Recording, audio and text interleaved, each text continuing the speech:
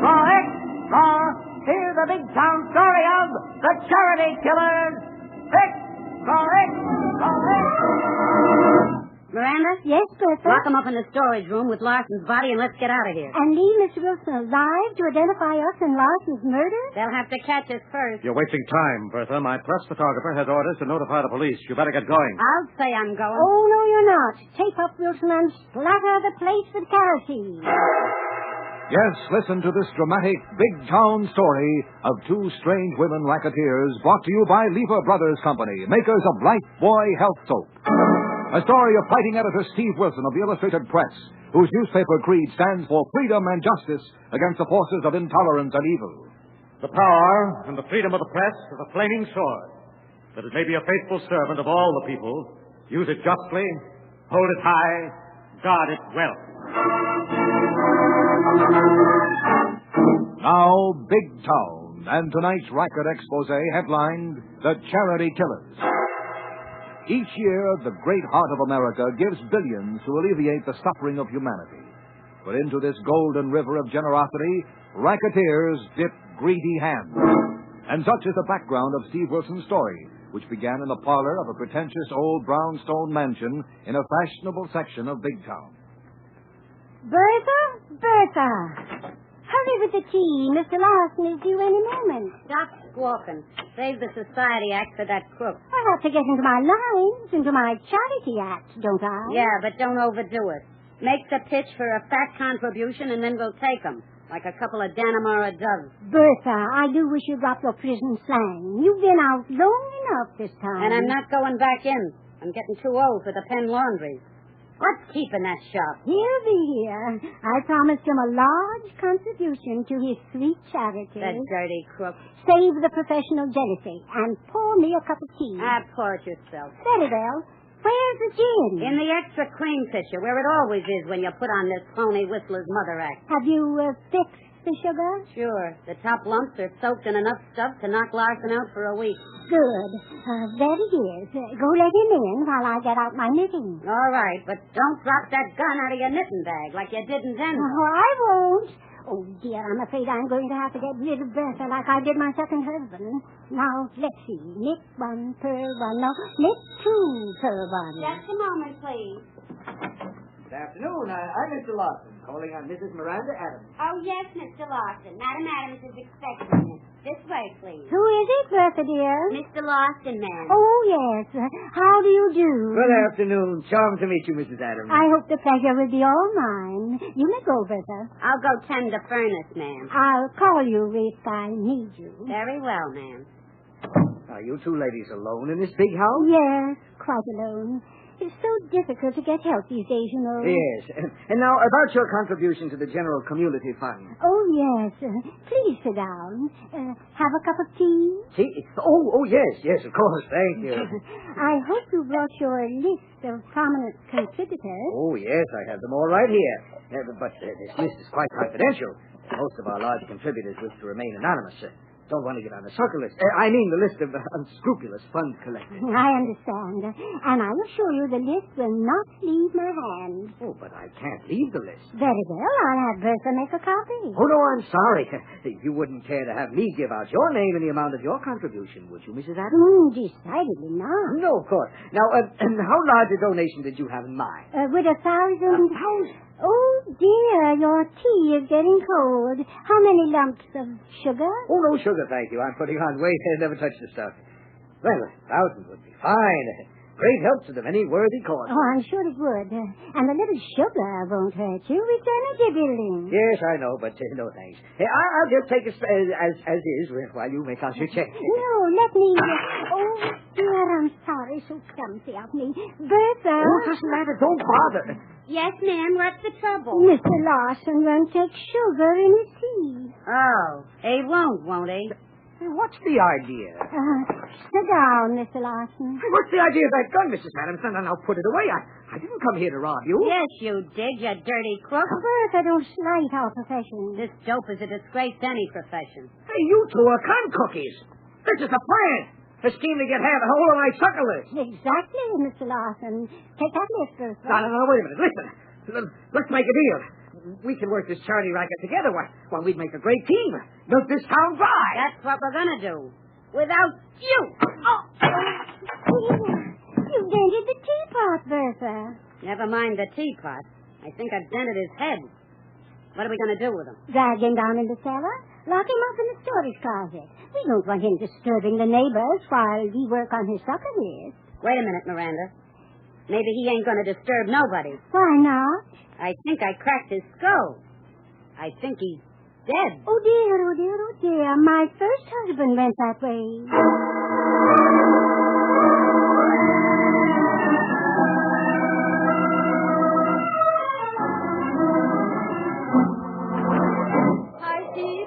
General alarm to your wondrous girl reporter. Oh, come in, Lorelei, and close the door on those infernal teletypes. Uh-oh. Now what have I not done which should have been done, as Harry the Hack would be wont to say if he went down with a grip. How would you like to impersonate the confidential secretary of a wealthy philanthropist?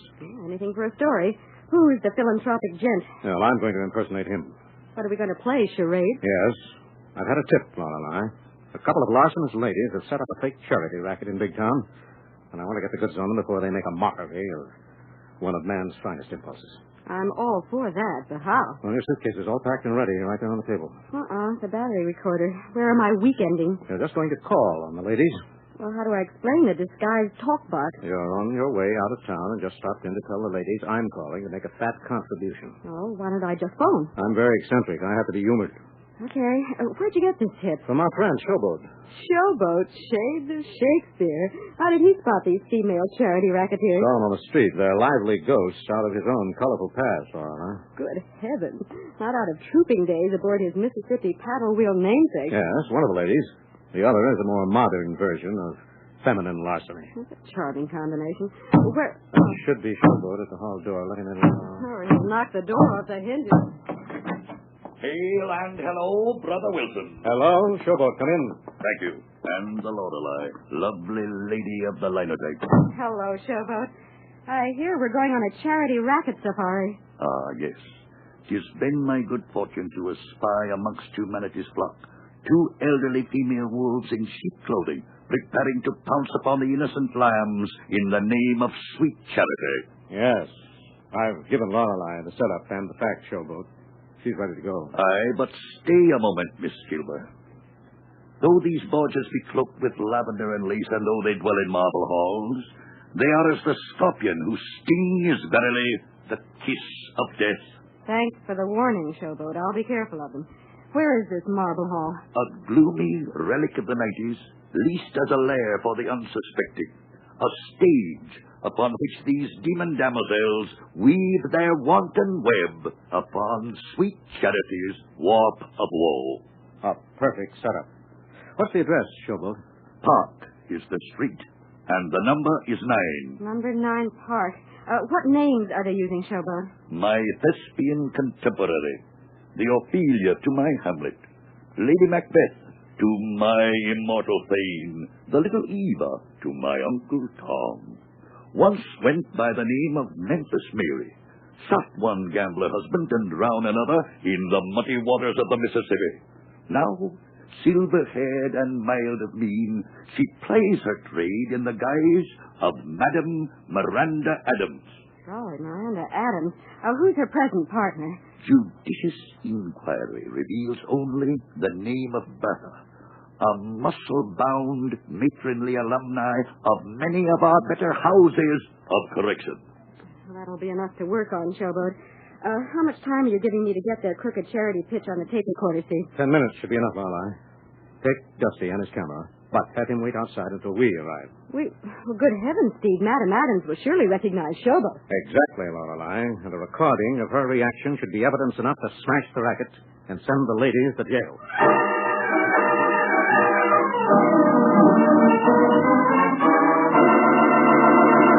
Thus, unaware that a vicious, fake charity racket has become a matter of murder, Steve unknowingly sends Lorelei into a deadly situation. And for the exciting developments, we'll return to Big Town in just a moment. Lifebuoy gets skin cleaner. Lifebuoy gets skin cleaner. And the cleaner you get your skin, the surer you are of being fresh and attractive. So remember, Lifebuoy, with its purifying ingredient, gets skin cleaner. stops BO as no other leading soap can. Here's what the doctors proved in 820 scientific tests. People took daily baths with different soaps. Doctors found that Lifebuoy does more than just remove the grime and perspiration you can see. Lifebuoy's purifying ingredient makes it more effective than any other leading soap against the invisible dirt that brings on BO. Lifebuoy's milder, too. Safe for baby's tender skin. And you'll like the way Lifebuoy, made with costly coconut oil, bursts into quick, flashing white lather, even in hard water. Lifebuoy gets skin cleaner. Lifebuoy gets skin cleaner, keeps you fresh and attractive, protects you as no other leading soap can. Bathe with Lifebuoy every day. Get the big new bath size. Buy Lifebuoy right away.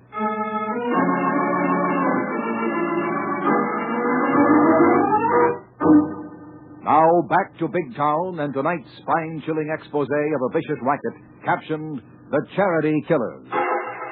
Following up a tip on two elderly women working a charity racket, Lorelei Kilbourne arrives at their rented mansion, unaware that a murder has been committed.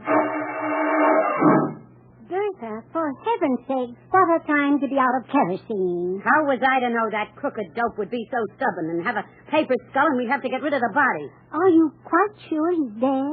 Dead as a doornail. Are you sure he'll fit into the furnace? Yeah, I measured the door. Then go down to the store and get a can of kerosene. All right. This gallon can should do. Oh, dear, I do hope he doesn't overheat the house. Miranda, somebody's ringing the front doorbell.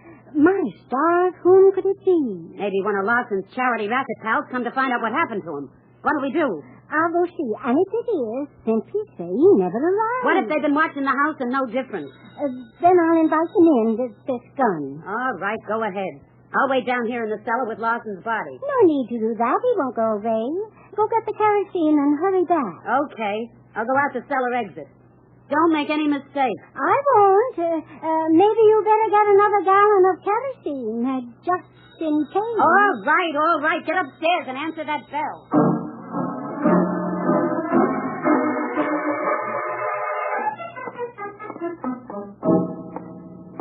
Do come into my parlor, my dear Miss Kilbourne. Thank you, Mrs. Adams. Mind if I put my weekend bag right here? Not at all, my dear. And it's so kind of you to delay your vacation trip to prepare me for the arrival of your wonderfully philanthropic Mr. Wilson. Yes, you may think it strange sending me ahead to get the facts about your charities, but my employer is quite eccentric. I understand. And of course you want to know how the money is being spent, how many worthy causes are being helped, and the other prominent contributors in Big Town. Yes, that would interest and impress Mr. Wilson. Of course. Here's a partial list of our contributors and sponsors. My, that's quite an impressive list. What's the matter, Miss Kilbourne? Nothing. But it must be. You're white as a ghost. Oh, it's really nothing. I suddenly felt a little faint. It's rather warm in here. Nonsense. The thermostat is set at 68 degrees. Then it must be something I ate. I'm sorry. I'm afraid I'd better go. No, my dear. It's something else. Something that has startled and upset you. Something you saw on the carpet. Yes, Mrs. Adams. What happened here? Whatever do you mean, my dear? Who was hurt? Left that fresh stain on your carpet. Oh, that. Yes, that. Oh, that isn't what you think. I had a most frightfully clumsy housekeeper. She spilled some catsup. Catsup? For tea? Yes, I just sent her out to get some cleaning fluid when you called. That's why I answered the door myself. I see. And you're alone in the house? Yes. And what do you see, Miss Kilbourne? Just who are you and why are you here? Well, I came to ask you a few questions about your charity fundraising activities, But now you are no longer interested in sweet charity. Why not, my dear? I have a feeling something much more important has happened here. And I have a feeling you're not what you pretend to be. Give me your handbag, Miss Kilbourne. Uh-oh. That's a rather large gun for such a charitable little lady, Mrs. Adams. Don't get up. Just give me your handbag.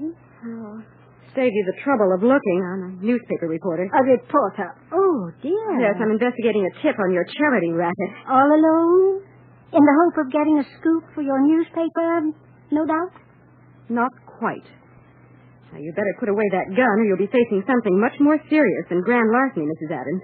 If you aren't already. My stars, you are curious, aren't you, Miss Kilbourne? The reporter's stock in trade. Yes. Too bad. How so? Oh, dear me, I'm dreadfully afraid I'm going to have to take you down in the cellar and satisfy your feminine curiosity once and for all.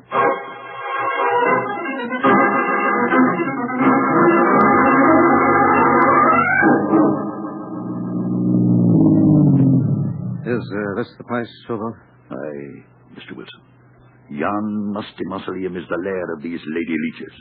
Not that I myself am a model of civic virtue, nor above a little modest chicanery in pursuit of the almighty dollar. Well, your tips have been very valuable, Showboat. Let's go in and see how this one pans out. Hey, Steve, Showboat, just a minute. Yes, what is it, Dusty? I don't know exactly, but something is from Denmark around here. Well, is Lorelei in, huh? Yeah. Little old lady let her in about 10 minutes ago. What's worrying you, Dusty? Well, just about the time the little old lady let Miss Kilbourne in the front entrance, a buxom battle axe slid out the cellar exit. And she was carrying an empty can that she might fill with kerosene. She ought to be back any time now. Well, in that case, I think we'd better change our plan of action, Showboat. How so, Mr. Wilson? You better wait here with Dusty, out of sight. I'll go in first, play my part, and then call you in for the showdown. As you wish, Mr. Wilson. A climactic third act entrance is meet enough to test my thespian talents. Go set the stage. Prepare the downfall of these demons of deception. I'll do my best. Meanwhile, keep out of sight in Dusty's car until I call you, Showboat. Very well. I go to the wings to await my cue.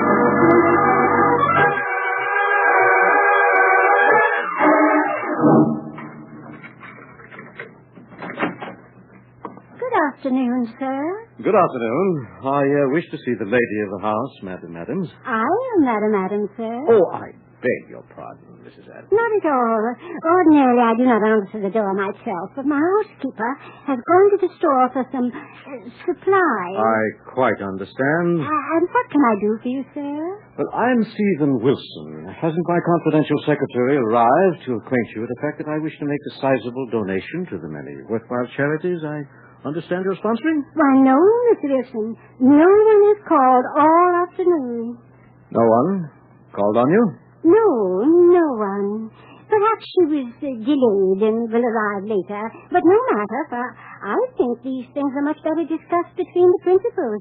Don't you think? Yes. In this case, I think I do. Then please come in, Mr. Wilson. Thank you very much. Forgive me for locking the door, Mr. Wilson. I have many valuables, and I understand the police are most lax in this neighborhood, and there are sneak thieves and footpads about. So I hear. Makes one nervous. But do come into my parlor. I was about to have tea. Won't you join me? It will be a pleasure, Madam Adams. Sit down, Mr. Wilson. You may find it a bit chilly, but my housekeeper will be back in a moment, and we'll have a lovely fire. That will be nice. You've no idea how cozy a nice fire will make this gloomy old place. I can imagine. Please sit down, Mr. Wilson. You seem restless, preoccupied.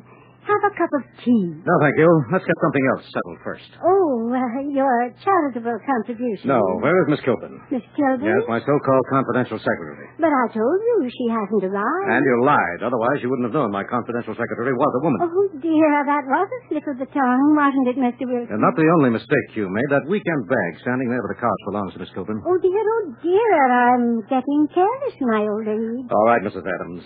Let's stop playing games. You apparently know who I am, and I know who you are, and what you're doing in Big Town. Very well, Mr. Wilson of the press. Like all newspaper persons, you're insatiably curious. And I'm frightfully afraid I'm going to have to gratify your wish to see Miss Kilbourne. Quit stalling. Where is she? What have you done to her? Merely satisfied her curiosity about a regrettable stain on our landlord's lovely rug there. Stain? Good grief. Yes.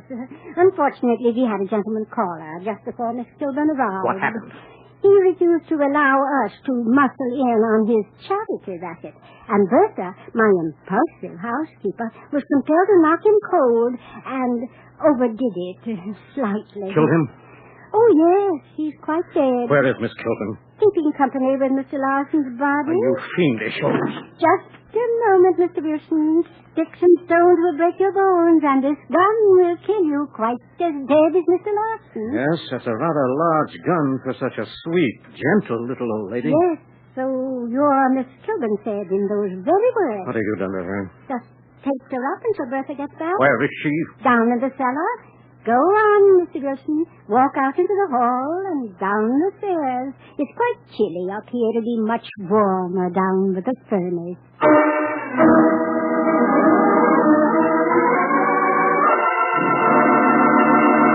Thus, in a swift turning of the tables, Steve and Lorelei are caught in a strange and deadly situation. And for the exciting payoff, we'll return in a moment. Lifebuoy gets skin cleaner. Lifebuoy gets skin cleaner. Lifebuoy, with its purifying ingredient, gets skin cleaner. Stops BO as no other leading soap can. Doctors have proved it. People took daily baths with different soaps. Doctors compared results. They found that Lifebuoy, with its quick, rich, purifying lather, cleanses and protects better than any other leading soap. And Lifebuoy is milder, too. So bathe with mild, refreshing Lifebuoy every day. Remember, Lifebuoy gets skin cleaner. Stops BO as no other leading soap can. Try Lifebuoy right away.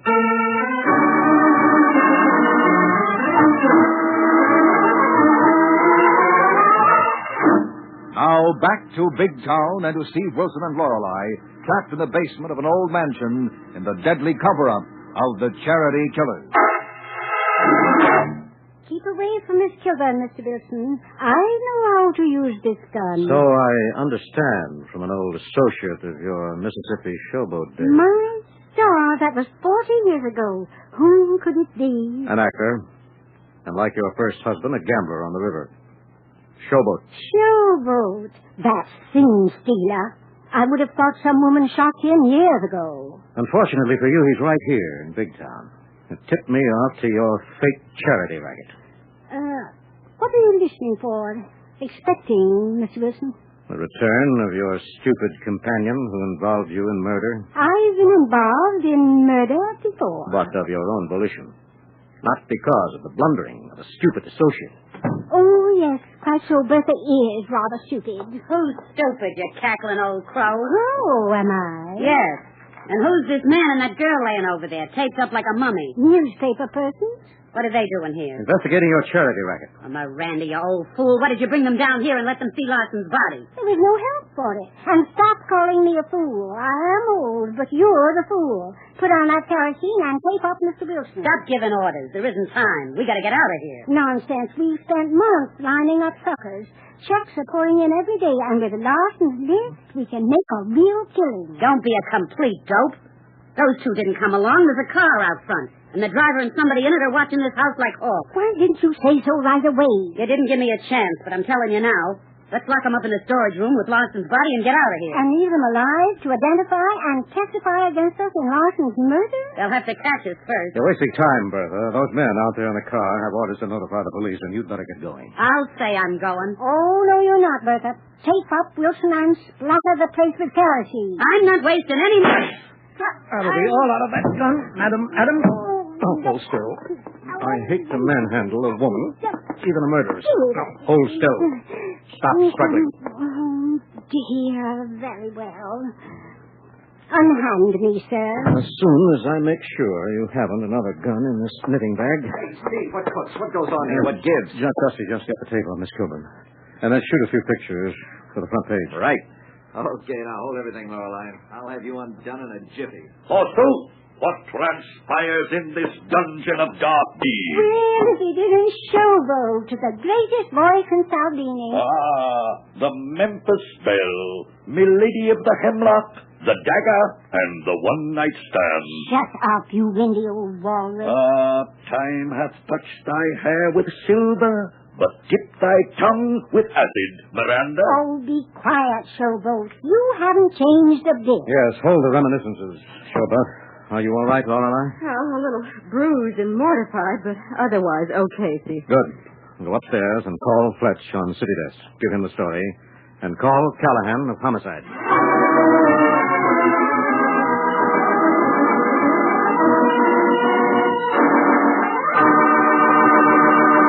Now, before bringing you the final payoff in tonight's story and the headline news about next week's big town adventure, here are Steve Wilson and Lorelei. Friends, hurry, hurry. Lever's sensational $50,000 travel contest closes this week. Wouldn't you like to explore Paris and London, see Cairo, visit Honolulu and other famous foreign cities? Well, this contest is your chance to win the vacation of a lifetime. Just imagine, friends, you can win a round-the-world trip for two with all travel expenses paid, or choose $10,000 in cash. Yes, and there are second prizes, too, 15 of them, with an all-expense trip to Europe for each winner, or $2,500 in cash, plus 400 other prizes of $10 each. Just finish this statement in 25 words or less. I like bath-size Lifebuoy because... Send each entry with a box front from Bath-Size Lifebuoy to Lever Tour the World Contest, Box 1, New York 8, New York. That's Box 1, New York 8, New York. But hurry, entries must be postmarked no later than this Saturday. Only residents of continental United States, Alaska, and Hawaii are eligible. Get a free entry blank with complete rules at your store right away.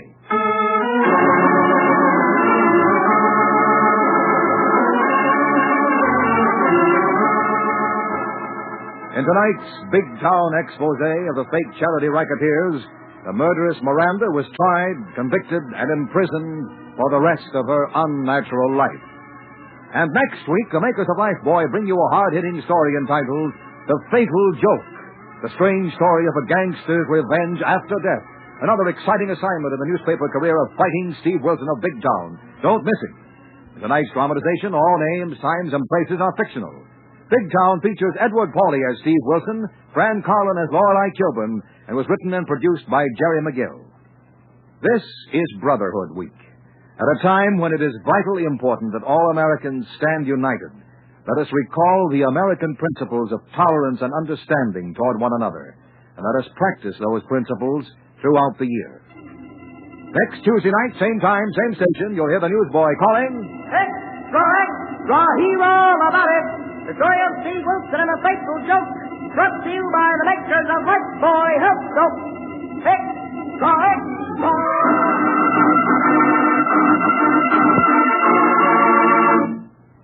Lever Brothers Company have amazing news. New 1950 Rinso with sodium. It's here a year ahead of time.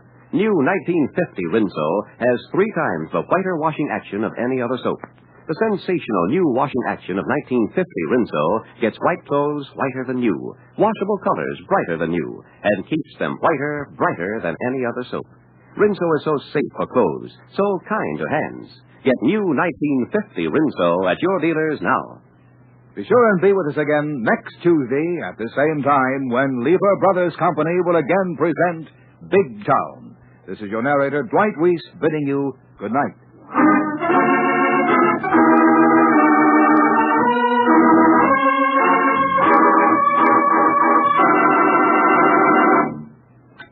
This is NBC, the national broadcasting company.